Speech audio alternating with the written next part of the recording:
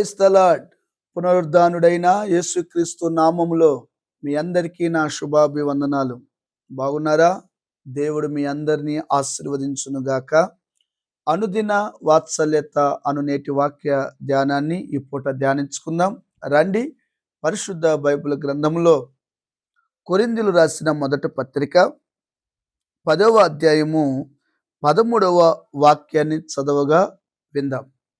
సాధారణముగా మనుషులకు కలుగు శోధన తప్ప మరేది మీకు సంభవింపలేదు. దేవుడు నమ్మదగినవాడు. మీరు సహింపగలిగిన దాని కంటే ఎక్కువగా ఆయన మిమ్మను శోధింపనీయడు.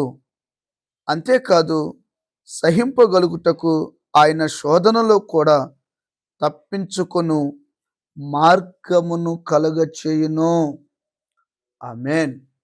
ప్రియమైన దేవుని బిడ్లారా, అపోస్తుడైన పౌలు గారు ఈ కొరింథీ సంఘానికి మన దేవుడు ఎట్టివాడో, ఆయన తన ప్రజలను ఎలాగూ నడిపిస్తాడో, ఎలాగూ విడిపిస్తాడో, ఎందుకు కొన్ని శోధనలు నా జీవితంలో అనుమతిస్తాడో, అనుమతించిన దేవుడే ఆ శ్రమలోను పతనమైపోవడం ఇష్టపడని దేవుడు కొన్ని పాఠాలు, కొన్ని అనుభవాలు నీకు నేర్పించి మూయబడిన చోటే మార్గాన్ని కలగచేసి అద్దరికి నిన్ను దేవుడు నడిపించడానికి శక్తి కలిగిన వాడు, సమర్థుడని నీకు నాకు తెలియజేయడానికే ఈరోజు ఈ పూట ఈ వాక్యం ద్వారా దేవుడు నీతో సూటిగా మాట్లాడుతున్నాడు. సాధారణంగా మానవునికి కలిగే చిన్న చిన్న శోధనలు కలుగుతూ ఉంటాయి. పరీక్షలు ఎందుకు పెడతారండి? ప్రమోషన్ కొరకే కదా. పిల్లలు చూడండి, స్కూల్లో ఎప్పుడు ఏదో ఒక పరీక్షలు రాస్తూనే ఉంటారు. ఏంట్రా మొన్నే ఎగ్జామ్ రాసావు, మళ్ళా ఏంటంటే 10th క్లాస్ అంకుల్ మంచి ర్యాంక్ రావాలని మాకు రకరకాల 15 డేస్కి ఒకసారి, 1 మంత్కి ఒకసారి ఎగ్జామ్ పెడుతూనే ఉంటారు. పర్ఫెక్ట్ అవ్వాలని అంకుల్ అని చెప్తూ ఉంటారు కదండి. అలానే మన జీవితంలో, ఈ ఆత్మీయ జీవితంలో కూడా ఎందుకు కొన్ని పరీక్షలు, ఎందుకు కొన్ని శోధనలు అంటే, దేవుడంట మనలను విడిపించడానికి, మనలను బలపరచడానికి, మనలను విమోచించడానికి, హెచ్చించడానికి కొన్ని శోధనలు పెడతాడంట. ఆ శోధనలోనే నిన్ను విడిచిపెట్టేవాడు కాదు, విడిపించి హెచ్చించేవాడై ఉన్నాడు. బైబిల్లో నేను మీకు ఒక సంగతిని జ్ఞాపకం చేస్తాను. అపోస్తుల కార్యం 12వ అధ్యాయంలో ఈ చరిత్ర అంతా ఉంటుంది, చదువుకోండి. అక్కడ 3వ వాక్యాన్ని గమనిస్తే, ఇది యూదులకు ఇష్టమైన కార్యమని తెలుసుకొని పేతురును కూడా పట్టుకొనేను. ఆ దినముల పులియని రొట్టెల పండుగ దినములో అతన్ని పట్టుకొని చెరసాల్లో వేయించి పస్కా పండుగైన పిమ్మట ప్రజల యొద్దకు అతన్ని తేవాలని ఉద్దేశించి అతనికి కావలి ఉండుటకు 4 చతుష్టములైన సైనికులను అతనిని అప్పగించెను. పేతురు చెరసాల్లో ఉంచబడెను. సంఘమైతే అతని కొరకు అత్యాసక్తితో ప్రార్థన చేయుచుండెను. దేవుని బిడ్లారా, చదవబడిన వాక్యాన్ని మీరు విన్నారు కదా. హేరోదు కాలంలో దేవుని ప్రజలను బహుగా హింసిస్తూ, చెరసాల్లో వేస్తూ, బాధ పెడుతూ ఉన్నారు. సంఘం ఏం చేస్తుంది? అతగాడి కొరకు అత్యాసక్తితో ప్రార్థన చేస్తుంది. ఈ రోజున నీ కుటుంబంలోనైనా, వ్యక్తిగత జీవితంలోనైనా, సంఘంలోనైనా, సేవకులకైనా కలుగుతున్న ఈ శోధన శ్రమలలో మనం ఏం చేయాలో తెలుసా?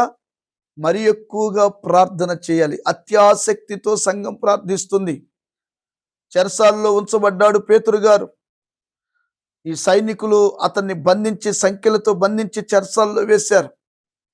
సంఘము అత్యాసక్తితో ప్రార్థన చేస్తూ ఉంది. దేవుడు ఆ శోధనలో పేతురుని ఎలా తప్పించాడో కాస్త నా వైపు చూస్తూ ఈ మాటలు వినండి. దేవుని జనాంగమా, ప్రజలారా, ఈ నా మాటలు జాగ్రత్తగా మీరు ఆలకించండి. దేవదూతను పంపించాడు. చెరసాలలో ఉన్న పేతురు గారికి ఒక వెలుగు ప్రత్యక్షమయ్యింది. ఆ వెలుగు ప్రత్యక్షం అవ్వగానే వెంటనే అతను కళ్ళు తెరిచాడు. దేవదూత పక్కకు వచ్చి, లే, పేతురు గారు లేండి, బయలుదేరండి అనగానే తిక్కున లేచి వెంటనే ఆ చేతులకున్న సంఖ్యలు తెగి కింద పడిపోయినాయి. హల్లెలూయా! దేవదూతను పంపి ఆ శోధనలో, ఆ శ్రమలో, ఆ కష్టములో సంఖ్యలను దేవుడు తెంచేశాడు. వెంటనే ఆ దేవదూత తీసుకొని బయటికి వెళ్ళిపోయి మూయబడిన ద్వారాన్ని తెరిచి అలాగు తీసుకొని వెళ్ళి కొంచెం దూరం తీసుకెళ్ళిన తర్వాత అతనికి ఏం కలిగిందంటే ఆ జ్ఞాపకం వచ్చేసింది. ఓహో! దేవుడు నన్ను విడిపించాడు, దేవుడు నన్ను తప్పించాడు అని ఆయనకి ఆ మైండ్ చక్కగా వచ్చేసరికి వెంటనే ఆ మరియా ఇంటికెళ్ళి డోర్ కొట్టాడు. అక్కడ అందరూ ప్రార్థన చేస్తా ఉన్నారు. చూసి సంతోషించారు, సంబరపడ్డారు, ప్రభుని గనపరిచారు. ఈ వాక్యం వింటున్న దేవుని బిడ్డ, సాధారణంగా కలుగుతున్న శోధనలు, శ్రమలలో నువ్వు కృంగిపోయావేమో, బాధపడ్డావేమో, అల్లాడిపోతున్నవేమో. ఎప్పటికీ నీ శ్రమలుండవు, ఎల్లకాలము నీ సమస్యలుండవు. సూర్యుడు ఉదయిస్తాడు, అస్తమిస్తాడు. చంద్రుడు ఉదయిస్తాడు, మరలా అస్తమిస్తాడు. అవునా కాదా? చీకటి ఎప్పుడు చీకటే ఉండదు కదా, మరలా ఉదయం ఉదయిస్తుంది. నీ జీవితంలో కూడా ఎప్పుడు శోధనలే ఉంటాయని అనుకోవద్దు. నా బ్రతికింతే అనుకోవద్దు.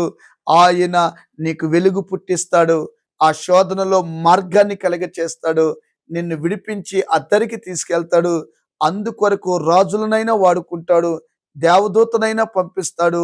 వెలుగై ఉన్న దేవుడే నీకు ప్రత్యక్షమై క్షేమముగా నడిపించి నీ నోటి నిండా నవ్వును నా దేవుడు పుట్టించి బలపరచును గాక.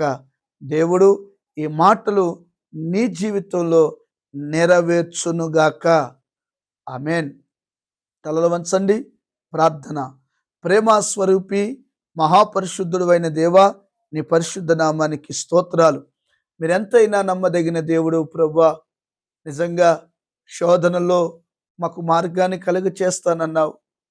పేతురైకి వచ్చిన శోధన శ్రమలో ప్రత్యక్షమై దేవదూతగా విడిపించి నడిపించావు. నోటి నిండా నవ్వును కలుగ చేసినందుకై స్తోత్రము చెల్లిస్తూ ఈ వాక్యమైన ఈ బిడ్డలను కూడా అలా నడిపించమని యేసు నామమున అడిగి పొందినాము తండ్రి. ఆమేన్. Thank you. God bless you. దేవుడు మీ అందరినీ ఆశీర్వదించునుగాక. ఆమేన్. ఆమేన్.